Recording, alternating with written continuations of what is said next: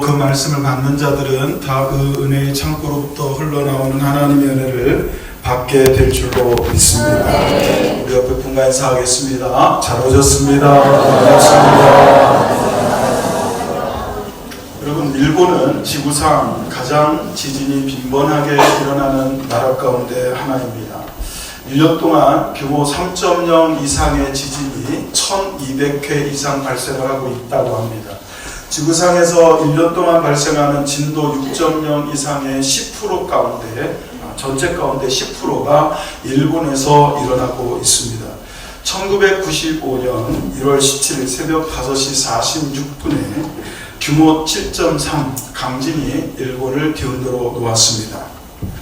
고베와 한신이라는 이 지역의 진도 7.3 강진이 발생을 했을 때 6,400여 명이 사망을 했고 약 1,400억 달러, 한국 돈으로 따지면 187조, 188억이 아니고요.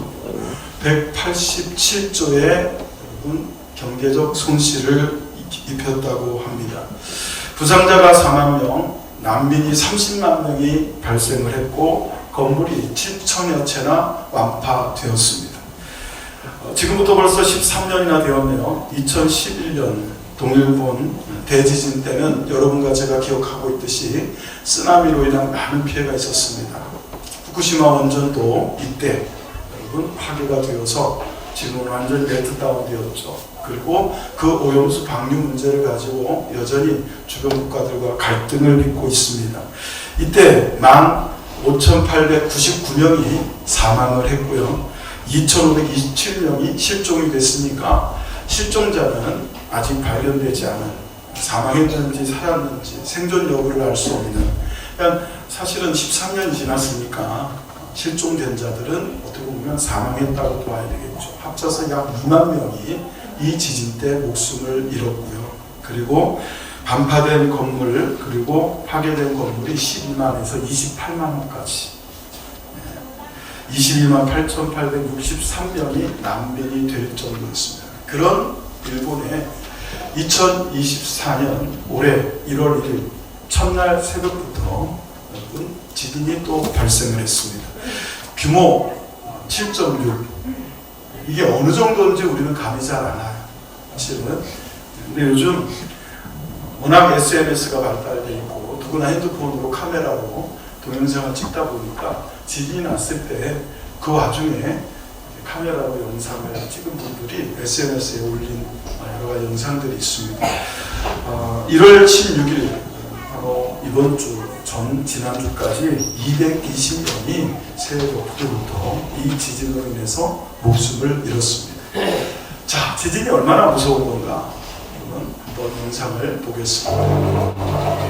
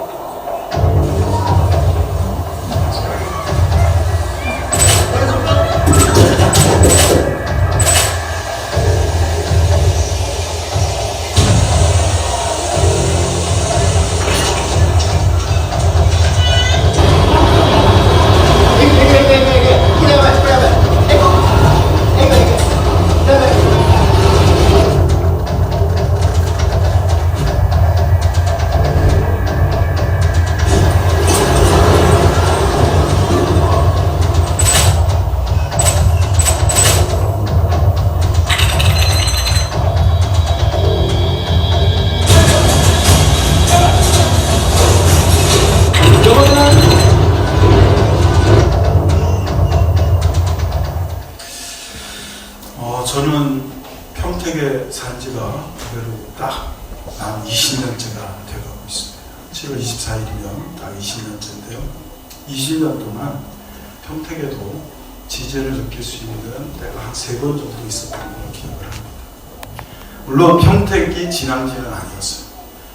경주에서 있었던 때인 것 같아요.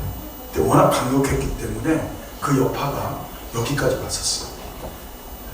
여러분들은 느끼셨었나요? 아, 그래요. 저희 교회는 철골 구조잖아요. 이게 사실은 지진이 나면 이런 게 잘 안 무너진대요. 오히려 콘크리트가 잘 무너지는데, 대신 이런 콘크리트 구조가 아닌 철골 구조는 잘 흔들립니다. 제가 이사 와서 사택에 있으면서 처음 느꼈던 그 흔들림은요, 거실에 소파에 이렇게 앉아 있는데요, 뭔가 흔들리는 것 같은 거예요. 그래서 이게 왜 흔들리지 했더니 세탁기가 돌아가는 거예요. 그 정도로 흔들려요. 그래서 여러분, 기차가 지나갈 때는 어떻게 했어요? 지금도 기차가 지나가면 그 진동이 느껴져요. 근데 여러분, 그런 흔들림하고는 질적으로 달라요. 지진은요, 이게 똑같이 흔들리는 것 같아도 이 지각이 흔들리는 거잖아요. 아무튼 경험해보지 못한 두려움, 경험해보지 못한 무서움이요, 머리끝부터 발끝까지 확 옵니다. 그러니 여러분, 이 일본이라는 나라는 얼마나 무섭겠어요. 좀 잊을만하면 1년에 1200번, 365일이니까요 거의 3.5회씩, 하루에 3.5회씩 진도 3 이상의 지진이 계속 일어나요. 전 세계에서 일어나고 있는 진도 6의 강력한 지진의 10%가 매년 일본에서 일어나요. 일본 가지 마세요. 근데 이게 워낙 이렇게 지진이 많이 일어나다 보니까 우리나라보다 훨씬 지진의 대비를 잘하고 있어요. 건물들도 굉장히 내진 설계가 잘 되어 있습니다. 그리고 국민성도, 국민의식도 이런 어떤 자연재해에 대해서 굉장히 높은 수준을 유지하고 있어요. 여러분, 우리나라는 어떤가요? 진앙지가 당신이다 그러면 일단은 효명 아파트부터 죄송합니다. 위험해요. 30년 넘었거든요. 저 효명 아파트가 그러니까 이렇게가 아니고 이렇게 넘어지면 어떻게 될까요? 우리 교회는 다시 지어야 돼요.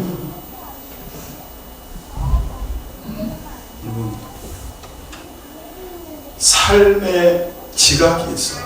여러분이 지금 땅에 발을 디디고 사는 것처럼 우리 신앙도 어디엔가 발을 디디고 살고 있고, 여러분의 집이 땅 위에 지어져 있는 것처럼 우리의 신앙도요 어디엔가는 여러분 기초를 두고 지어지고 있다는 거예요. 그런데 일본이 워낙 지진이 많다 보니까 최선을 다해서 모든 과학과 모든 재정적인 것을 투자를 해서 건물을 지을 때 내진 설계를 잘 했기에 이 정도인 거예요. 사실 우리나라의 진도 7.3, 여러분 진도 9, 올해 발생한 이게 7.6이었는데 여러분 9.0짜리 지진도 일본에서 일어난 적이 있어요. 그 정도면 우리나라는 정말 참혹한 수준일 겁니다. 내진 설계가 된 건물이 이렇게 많지라. 여러분, 우리의 신앙은 다른 건 내가 어떻게 할 수 없지만 내 신앙의 집은, 여러분의 믿음의 집은 내진 설계가 좀 잘 돼 있어서 웬만큼 사람이 흔들어가지고는 꿈쩍도 안 하는, 무너지지 않는, 엎어지지 않는 그런 믿음의 집을 지을 수 있기를 예수의 이름으로 축원합니다. 우리 신앙에도 내진 설계가 필요하다는 거예요. 여러분, 인생길을 걸어가면서 단 한 차례도 시험이 없기를 바란다? 그럼 그거는 죽지 않는 한 있을 수 없는 일이에요. 아무리 믿음이 강하고요, 아무리 신앙이 좋고, 아무리 평안할지라도 여러분 지진과 같은 일상을 뒤엎는, 우리의 신앙을 뒤흔들어 놓는 여러 가지 시험과 그리고 고난과 역경은 반드시 찾아옵니다. 그게 한 번일지라도 그 한 번 때문에 무너질 수 있는 거예요. 그러나 아무리 자주 와도 말이죠, 매일 온다고 해도 정말 내진 설계가 잘 되어 있는, 신앙적 내진 설계가 잘 되어 있는 튼튼하고 여러분 강력한 집을 짓고 있다고 한다면 우리의 신앙이 무너지지 않을 수 있다. 그래서 저는 2024년을 이제 막 시작한 저와 여러분이 올 한해 여러분 우리는 매일 집을 짓는 자들이에요. 사실은 집을 다 완성해놓고 들어가 살고 있는 자가 아니고요, 매일 집을 지어가고 있는 자들이에요. 주님 앞에 서는 그날까지 집을 지어야 돼요. 심지어는 우리 주님도 내가 하나님께로 가서 너희가 구할 처소를 다 짓고 나면 다시 오시겠다 했어요. 그러니까 주님도 지금 천국에서 우리가 구할 처소를 짓고 계시는 거예요. 우리도 지금 이 세상에 사는 동안 우리 믿음의 집을 짓고 있는 거예요. 여러분, 멋있는 집, 정말 멋진 집 보면 어때요? 저는 부럽더라고요. 거기서 한번 살아보고 싶고, 저 집이 내 집이었으면 저것이 내 것이었어야만 해요. 여러분, 그거는 지금 이 세상에 사는 동안에는 어려워요. 그러나 믿음의 집은요, 얼마든지 아름답게, 얼마든지 크게, 얼마든지 강하고 굳세게 여러분 지을 수 있다는 거 믿으시길 예수 이름으로 축원합니다. 여러분의 믿음의 집이요, 정말 아름다웠으면 좋겠어요. 정말 튼튼했으면 좋겠어요. 여러분, 예수님이 가르쳐 주시는 우리 믿음의 집이 어떤 지진과 같은 강력한 사단의 시험에도 흔들리지 않을 수 있는 집을 지을 수 있는지를 오늘 누가복음 6장 말씀을 통해서 가르쳐 주고 있습니다.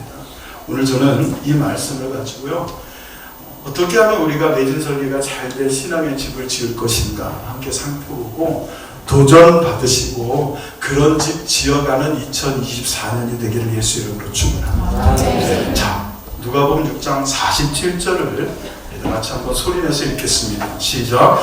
내게 나와 내 말을 듣고 행하는 자마다 누구와 같은 것을 너희에게 보이리라. 성경을 읽으실 때 성경을 깊이 있게 읽으면서 그 말씀을 잘 깨닫는 방법 중에 하나가요, 주어와 동사를 찾는 것입니다. 오늘 누가복음 6장 47절에 보면 내게 나와 내 말을 듣고 이렇게 하시면서 예수님이 주어로서 예수님께서 말씀하고 계십니다. 동사가 세 가지가 나옵니다. 물론 네 가지지만 앞에 여러분 세 가지 동사가 나오는데 첫째는 나와, 둘째는 듣고, 셋째는 행하는 겁니다. 이 세 가지 동사가 저와 여러분의 신앙의 집을 잘 짓는 여러분 기초가 되는 방법입니다. 일단 예수님께 나오는 게 중요합니다. 예수님께 나오면 일단 여러분의 집은 반은 지어질 거예요. 예수님께 나와야 집이 지어지는 겁니다. 이것이 첫 번째 내진 설계의 순서고 이것이 첫 번째 무너지지 않는 집을 짓는 방법입니다.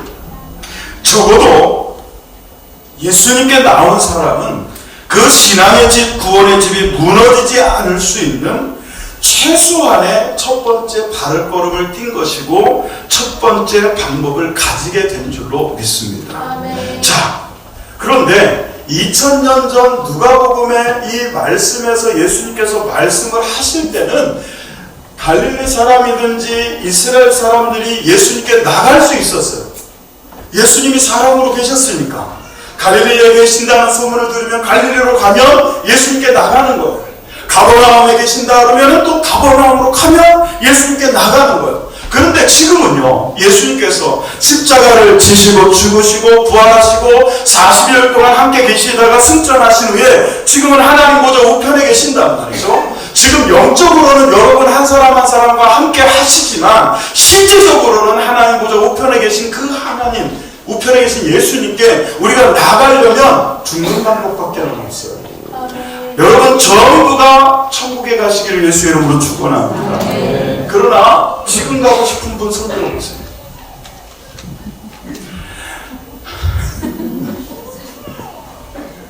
아이고, 사실 우리 마음이야 지금이라도 가고 싶죠. 그러나 주님이 맡겨준 사명 다 할 때까지 주님이 불러주셔야 가는 거니까. 그러면 여러분 지금 예수님께 나간다는 건 어떤 거냐? 도대체 어떻게 하는 게 예수님께 나가는 거냐는 거예요. 자, 우리 옆에 분에게 이렇게 인사합니다. 집사님은, 권사님은, 성도님은, 장로님은 예수님께 나오셨네요. 그렇게 인사하세요. 시작. 여러분, 예수님께 나오는 제일 기본적이고 공식적이고 신앙적이고 신학적이고 성경적이고 가장 바른 방법이 뭐냐? 예배에 참석하는 거예요. 예배에 나오는 게 예수님께 나오는 거예요. 저는 이게 똑같다고 봅니다. 여러분이 예배에 참석하지 않고 예수님께 나갈 수 있는 방법이 있습니다. 물론 주중에 여러분의 삶의 현장에서 얼마든지 예수님께 나갈 수 있겠죠. 그러나 가장 기본적으로 주일 하나님 앞에 나와 예배하는 것이 가장 예수님께 나가는 기본이 되어야 될 줄로 믿습니다. 여러분, 예수님께 나간다는 게 예배에 참석하는 것이다 라고 말할 수 있는 성경적 근거가 있어야 돼요. 그게 그냥 강난성 목사의 생각이면 안 됩니다. 그래서 여러분, 예수님께 나간다는 것은 곧 이 시대에는 예배에 참석하는 것이다 라는 것을 증명할 여러분 말씀을 가지고 여러분에게 제가 증거를 해드리겠습니다. 요한복음 4장 23절을 같이 읽습니다. 시작. 아버지께 참되게 예배하는 자들은 영과 진리로 예배할 때가 오나니 곧 이때라. 아버지께서는 자기에게 이렇게 예배하는 자를 찾으시느니라. 제가 예수님을 만나고 예수님을 영접한 이후로부터 지금까지 변하지 않는 믿음이 한 가지가 있습니다. 제 믿음은 여러 가지가 있겠지만 여러분, 처음 믿을 때부터 지금까지 깨달은 믿음, 변하지 않는 믿음이 뭐냐면, 내가 예수님을 찾아 나간 것이 아니라, 내가 하나님을 찾아간 것이 아니라, 내가 먼저 예수님께 나간 것이 아니라 예수님이 나를 먼저 찾아오셨다는 것입니다. 이건 믿음을 가지게 되고 조금만 영적으로 성숙한 사람이면 누구나 아는 거예요. 아, 내가 예수님을 찾아온 것이 아니구나. 예수님이 죄인된 나를 먼저 찾아오셨구나. 그래서 죄악에 있던 나를 그 죄에서 건지시고 할렐루야 구원하시고 하나님과 함께 하게 하셨구나. 자, 여러분 잘 보세요. 잘 따라오셔야 됩니다. 예수님이 여러분을 찾아오신 게 먼저라면, 여러분이 예수님께 간 게 아니라, 여러분이 예수님을 먼저 찾은 것이 아니라 하나님이 여러분을 먼저 찾아오시고 하나님께서 여러분에게 먼저 다가오셨다면, 지금도 우리가 하나님께 나아가려고 할 때 먼저 하나님이 찾아오지 않겠어요? 먼저 주님이 찾아오시지 않겠어요? 여러분이 예배 올 때에 내가 나온 것 같아도 주님이 여러분을 불러주시고 주께서 여러분에게 은혜를 주시고 믿음을 주셔서 여기에 오게 하신 줄로 믿습니다. 요한복음 4장 23절을 잘 보시면, 여러분 다른 부분을 좀 다른 부분보다도 마지막 부분을 잘 보시면, 아버지께서는 자기에게 이렇게 예배하는 자들을 찾는다 했어요. 그러니까 하나님이 찾으시는 자는 예배하는 자예요. 그러니까 예배할 때 예배하는 자들을 찾고 계시는 그 사람에게 하나님은, 예배하는 그 사람에게 찾고 계시던 하나님이 오시지 않겠나요? 그러니까 사실은 예수님께서 내게 나와 할 때 이 나온다는 건 현재적 여러분 신앙으로 바꾼다면, 지금 믿음으로 바꾼다면 우리가 예수님께 나갈 수 있는 유일한 방법, 그래서 주님이 나를 찾아와 만나주실 수 있도록 하는 유일한 방법은 예배하는 자를 찾으시는 하나님 앞에 예배하며 서는 거예요. 그러면 우리는 예수님께 나아갈 수 있는 거예요. 예배가 예수님께 나가는 첫 번째 방법이에요. 그리고 삶에서도 이렇게 주일날, 정해진 날, 정해진 시간, 구별된 하나님의 날에 예배하는 자를 찾으시는 그 하나님 앞에 믿음으로 나아가 예배 자리에 서 있는 자들, 그들이 예수님께 나아가는 자들이고, 그렇게 예수님께 나아가는 사람들이 어떤 지진이 와도, 어떤 환난과 핍박과 고난과 역경이 와도, 어떤 고통이 찾아와도, 어떤 시험이 찾아와도 흔들리지 아니하고 무너지지 않는 신앙의 집을 지어가는 사람들인 줄로 믿으시기를 예수 이름으로 축원합니다. 여러분, 그것만 해도 감사고 은혜예요. 예수님께 나올 수 있는 것만 해도 은혜고 감사합니다. 이번에 뉴스를 잠깐 보니까 웃지 못할 해풍이 하나 있더라고요. 우리나라 국회의원 하나가 대통령하고 얘기를 하다가 말이죠, 뭘 말을 했는지, 저는 정치적인 얘기 하고 싶지 않지만 막 입을 그냥 개끌려 나가듯이 막 끌려 나가. 여러분, 대통령 앞에서 말 한마디 잘못하면 여러분 만나지도 못하지만 만나도 쫓겨나. 근데 예수님께 갈 수 있다고. 여러분, 우리를 이걸 너무 쉽게, 너무 가볍게, 너무 아무것도 아닌 것처럼 얘기해요. 여러분, 하나님께 나가는 거예요. 예수님께 나가는 거라니까. 주님을 만나는 거예요. 온 우주 만물의 주인을 만나는 거예요. 그 창조주 하나님, 그 위대하신 하나님 앞에 우리가 나갈 수 있다. 근데 예배하는 자에게 찾아오시고 나올 수 있게 문을 열어주시는 사랑하는 성도 여러분, 그것만 해도 은혜인데요. 이렇게 하나님께 나아가는 자, 예배하러 나온 자에게 하나님 주시는 은혜가 있어요.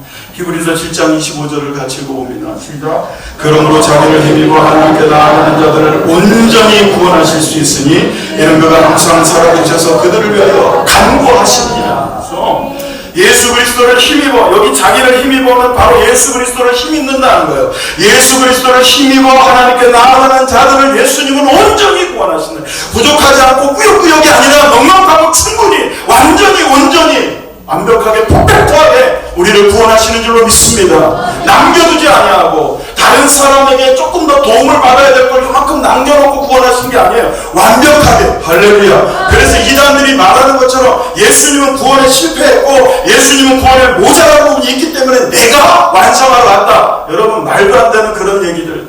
성경은 분명히 말합니다. 그러므로 자기를 힘입어 하나님께 나아가는 자들을 온전히 구원하실 수 있다.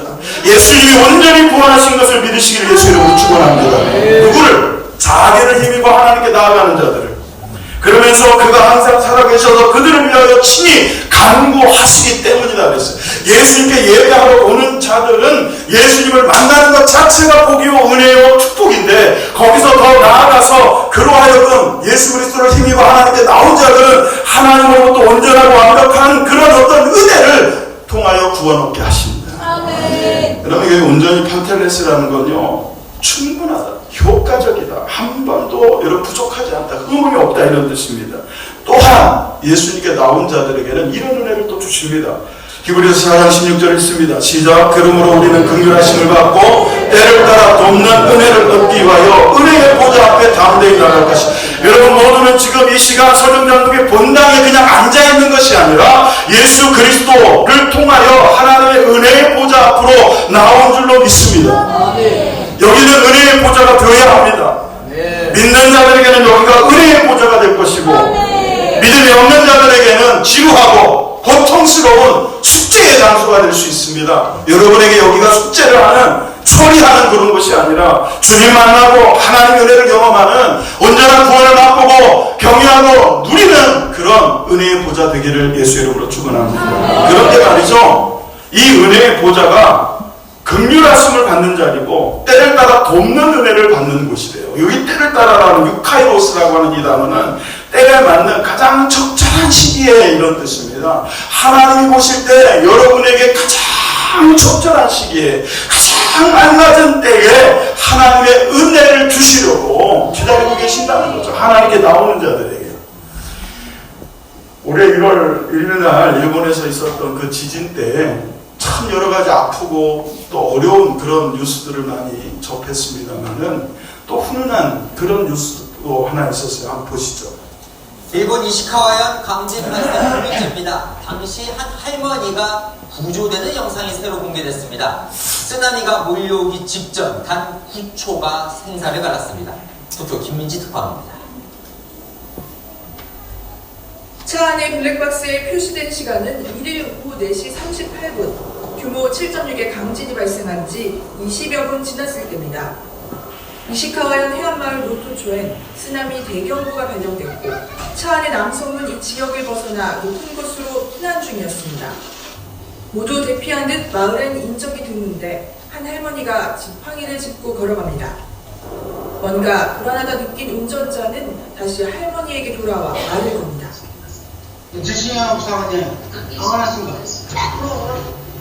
할머니가 합승한 시각은 4시 39분 49초.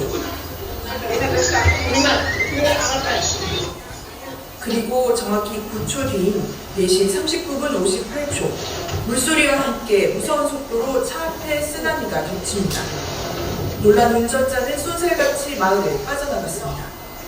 차 뒤편 카메라에 굉음과 함께 엄청난 기세로 쓰나미가 마을을 덮치는 모습이 생생히 담겼습니다.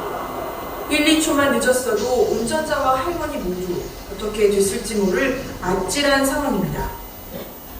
여러분 딱 9초 만에 생사가 달렸어요.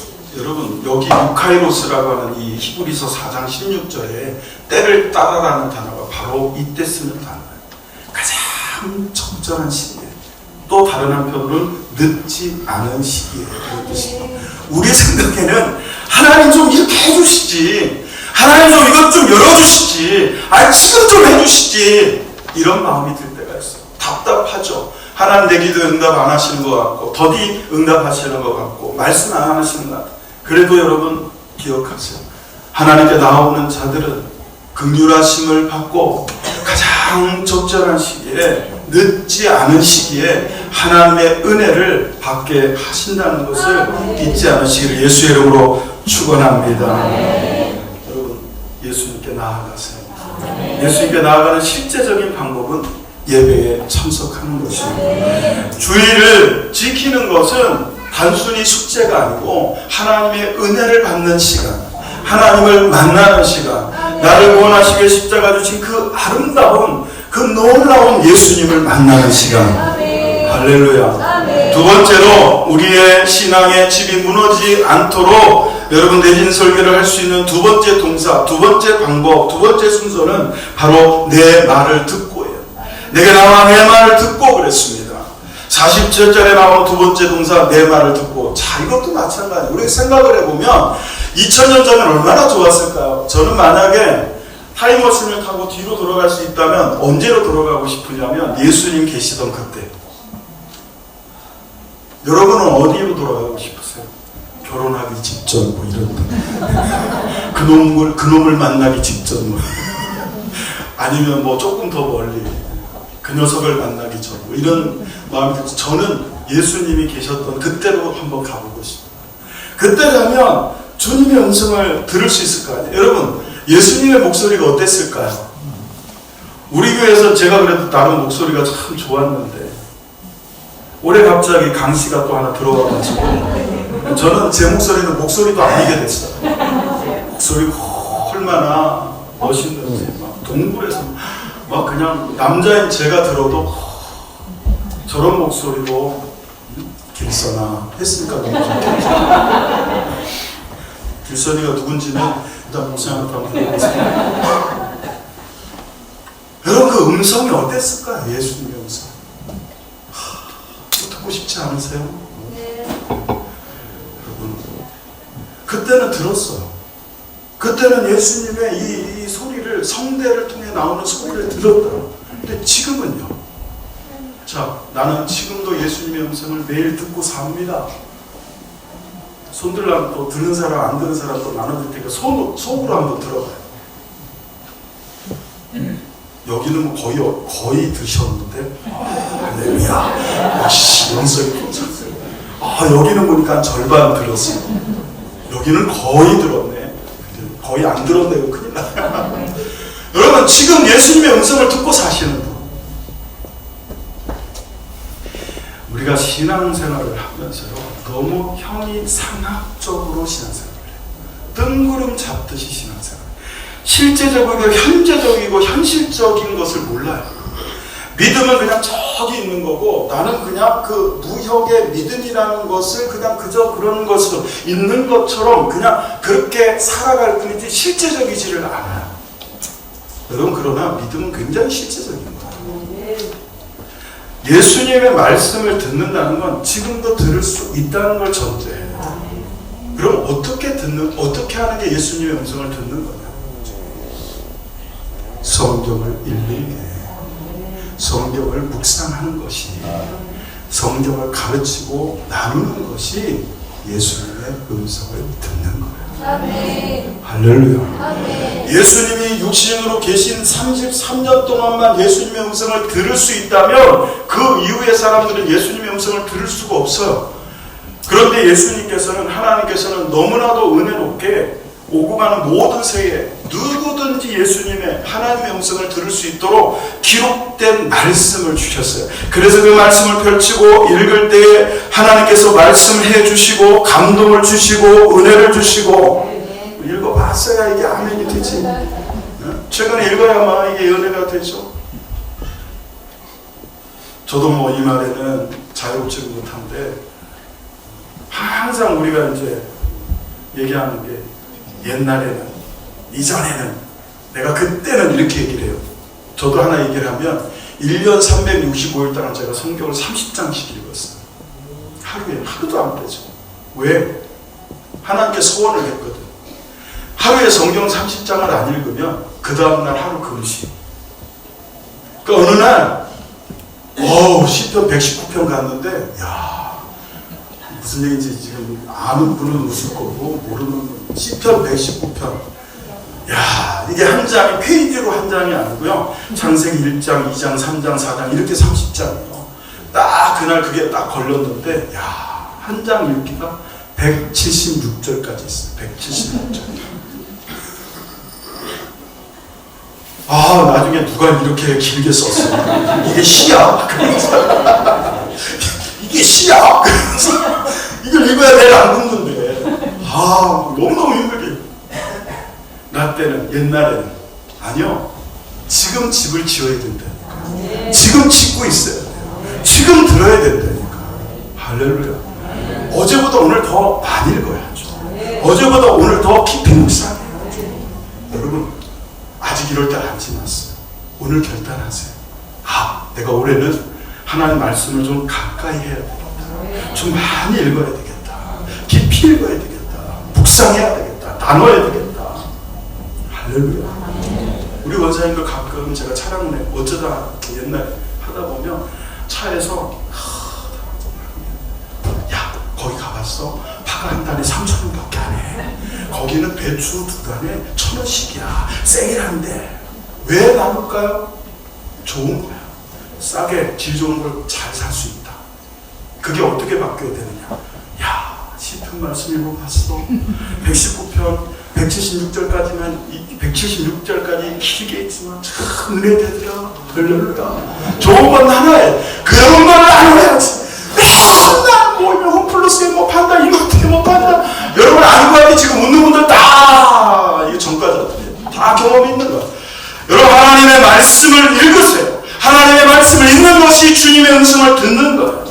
왜 읽어야 되느냐? 왜 읽어야 되느냐? 여러분 우리가 잘 알지만 놓치고 있는 게 있어요. 로마서 10장 17절 있습니다. 시작. 그러므로 믿음은 들음에서 나며 들음은 그리스도의 말씀으로만. 여러분 믿어야 구원을 얻어요. 근데 그 믿음은 들음에서 나요. 근데 그 들음이 어디에 무엇을 듣는 거냐? 그리스도의 말씀을 듣는 데서 믿음이 생긴대. 근데 지금은 그리스도의 말씀을 들을 수가 없어요. 주님이 여러분 영적으로 하나님 보좌 우편에 계시기 때문에 정말 영성이 뛰어난 분 아니면 주님이 말씀해 주시는 그 귀를 열어주시지 않는 분은 영적으로 듣지 않으면 들을 수가 없어요. 근데 누구나 들을 수 있는 방법은 뭐냐?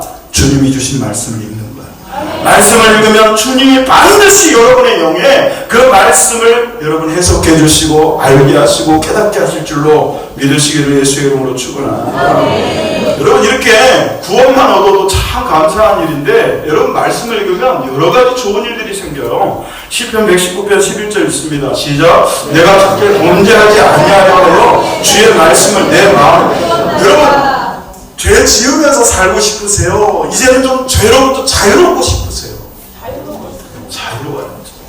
우리가 주님 앞에서 죄 짓는 자가 되지 않기를, 할렐루야, 반복적으로 죄에 빠지지 않는 자가 되기를 원하시잖아요. 아멘 안 하신 분은 계속 죄 짓고 살고 싶으신 거예요. 네? 여러분 다시 한번, 여러분 주님 앞에 우리가 죄 짓고 살기를 원하지 않잖아요. 근데 그게 마음에 결단한다고 되냐, 결심한다고 되냐, 나 주님 앞에 죄 짓지 말아야지 이런다고 되느냐? 아니라는 거예요.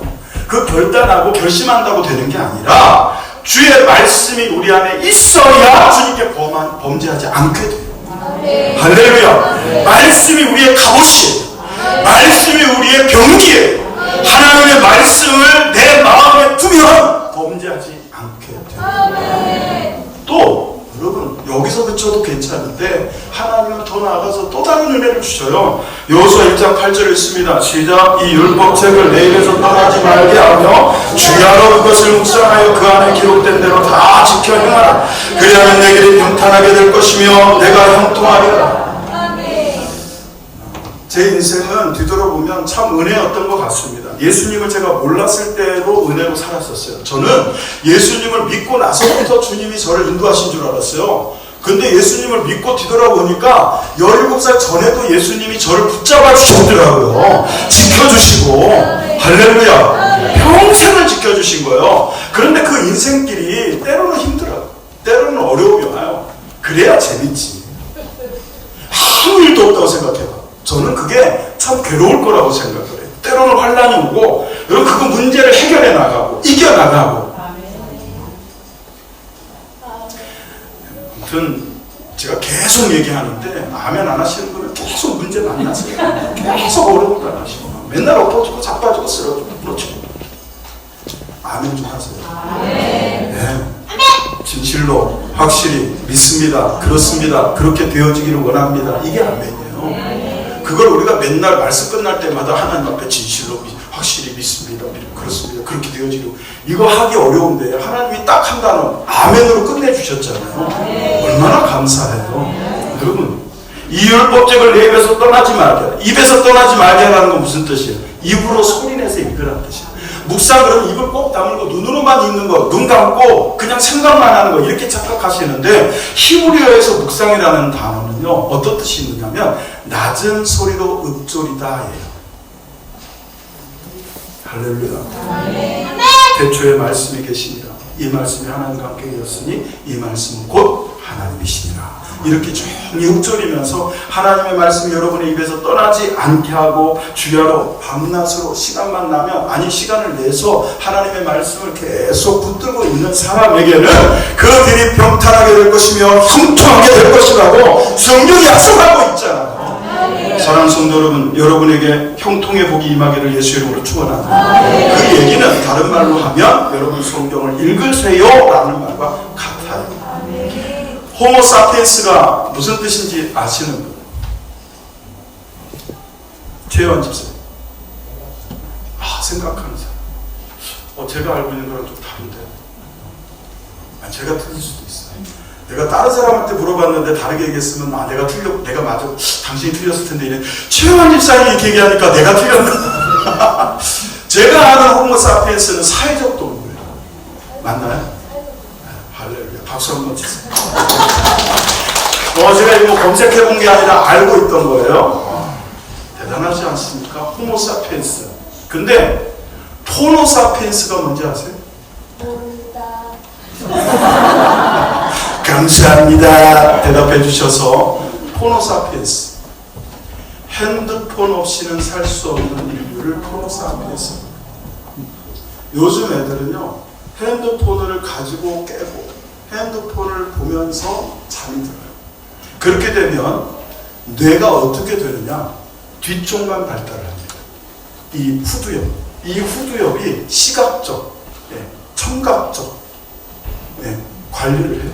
근데 실제로 뇌의 신호를 여러분 이걸 끼고 동영상이나 핸드폰을 볼 때 아이들의 뇌의 변화를 연구를 하는데요. 여기만 파란색이에요. 그러니까 이렇게 자라는 평균 1.5세 때부터 핸드폰을 본대요. 놀라지도 않아. 당연한 것들 보이시고 아는 것들 보이시고.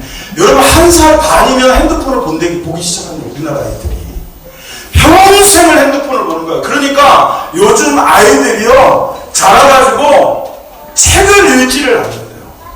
책을 읽히려고 해도 문해력이 떨어지고 책 읽기를 어려워한대요. 책을 읽으면 뇌가 어떤 반응을 하냐면요, 이 전두엽이 활성화가 됩니다. 이 전두엽이 활성화가 되면 이 전두엽에서 하는 게 뭐냐? 창조적 여러분 행위를 하게 해요. 창조적 사고를 하게 하는 게 전두엽이에요. 책을 읽으면 사람이 창조적인 사람, 진리를 창구하는 아주 여러분 그렇게 활성화가 되는 게 실제로 제가 오늘 영상을 3개를 준비를 했다가 3개는 너무 많다. 그래서 이걸 뺐거든요. EBS에서 이거를 다큐멘터리로 만든 게 있어요. 그 요즘 애들 보면 우리 교회 애들은 여러분 핸드폰 갖고도 부족해가지고 요즘은 탭을 들고 다니더라고요. 탭을. 가방처럼 들고 다녀요. 그러면 탁 앉아가지고 탁 그러면 뇌가 가만히 있대요. 움직이질 않는데 뇌가 여기만. 못하면 영상으로라도 배우면 되고. 그러니까 여러분 오디오북 있죠? 성경 오디오북으로 읽으시는 분들 계시죠? 네? 눈으로 이렇게 보고 남이 읽어주는 걸로. 책을 읽는 거, 즉 성경을 읽는 거하고 오디오북으로 성경을 듣는 거하고 영상을 보는 거하고는요 질적으로 완전히 차이가 나요. 그나마 오디오라도 그렇게 듣는 것은 조금 나은데 제일 좋은 건 읽는 거예요. 책을 읽으면요 사람이 뇌가 활성화가 돼가지고요 수명에도 연결이 된단다. 책을 읽는 사람이요 오래 산대. 점점 암의 소리가 죽었는데 못 믿겠다는 거지. 책 읽는다고 나는 책 읽으면 죽을 것 같은데 책 읽으면 빨리 죽을 것 같은데. 여러분 그거는 오해하고 있는 거래요. 책을 읽으면 피곤한 게 아니고요 책을 읽으면 오히려 피곤이 여러분 사라진대요. 그게 과학적인 여러분 데이터로 나오는 얘기예요. 그러니까 성경을 읽으면 피곤한 사람은 빨리 예수의 보혈로 막 뒤집었어요. 귀신이 빨리 쫓아내. 성경만 펼치면 졸음이 오는 사람들, 그건 일단 영적인 싸움부터 해야 돼요. 우리 교회는 모고 가는 분들이 항상 하는 말이 있어요. 지난주에도 우리 젊은 분들, 남성분 혼자하고 우리 교회에 오신 분이 있는데 그분이 그러더라고요. 제가 평생 교회를 다녔는데 예배 시간에 안 좋은 건 여기서가 처음이래요. 그러니까 서정장독에서 예배드리다가 좋은 사람은 정말 기적을 경험하고 가는 거지. 다른 게 아니에요. 여러분 목사는 설교 잘하는 거 여러분 그거 잘한다고 표현하면 안 돼요. 그런 목사는 하나님의 말씀을 말씀으로 선포할 뿐이에요. 여러분이 그거를 듣고 은혜가 되고 그 말씀이 여러분의 삶의 지도가 되고 나침판이 되는 건 여러분 몫이고 여러분의 믿음의 몫이에요. 그래서 저는 그래요. 목사님 말씀에 은혜 받았습니다 할 때 저는 꼭 그렇게 얘기해요. 집사님이 은혜가 있으셔서 그렇습니다. 권사님이 은혜가 있어서 그렇습니다. 할렐루야. 하나님 말씀에 은혜가 있어요. 펼치고 읽으세요. 소리내서 읽으세요. 여러분 자녀들, 저도 뭐 그렇게 못했지만 여러분 지금 잘하고 있는 자녀들 1시간 핸드폰 보잖아요. 1시간 성경 읽으라고 하세요. 그러면 아마 핸드폰 10분밖에 안 볼 거예요. 그게 될지 모르겠지만 지금 서진이는 될 거예요. 아직은 아니니까. 우리 수원아님도 될 거예요. 수원아 하루에 성경 몇 장 읽으니? 엄마가 대답하잖아. 빨리 대답해. 저렇게 고민하면 안 읽고 있다는 얘기예요. 조금 읽어요. 와, 몇 장이라고 해서 그렇구나. 한 장 정도. 야, 우리 수아는 박수 한번 해줘요. 나도 한 장 안 읽는데 우리 수아는 한 장씩 읽는 데다. 이제 수아는 죽을 때까지 성경 한 장은 읽어야 돼. 이제 오늘 이렇게 얘기해놨으니까. 여러분 성경 읽으세요. 어떤 아이가 아빠 나 대학 들어갔는데 미국 아이인데 차 좀 하나 선물해 주세요. 그랬더니 알았어 해놓고 아빠한테 소식이 없어. 그럼 오늘 소포가 하나 왔는데 누군 성경책이 오더라. 아이씨 죄송해요. 찾아가려는데 뭔 성경책이야 하고 그냥 책꽂이에 꽂아놓고 평생 알고 있어. 졸업반이 돼가지고 이제 집을 정리해야 되니까 그때서 성경 꺼내놓고 아이고 이거 아버지가 준 건데 하고 열었더니 그 안에 차값이 자동차 한 대 값이 수표로 딱 들어가 있더래요. 오늘 가서 성경책 열어보세요. 성경에 답이 있다니까. 성경에 길이 있고 성경 속에 돈도 있어요. 재물도 성경 속에 있어요. 세 번째 마지막입니다. 듣고 행하는 자. 누가복음 6장 47절 있습니다. 시작. 내게 나와 내 말을 듣고 행하는 자다. 누구와 같은 것을 내게 나와 내 말을 듣고 내게 이렇게 행하는 자가 누구와 같은지를 내가 말하겠다 하고 두 가지 비유를 하시죠.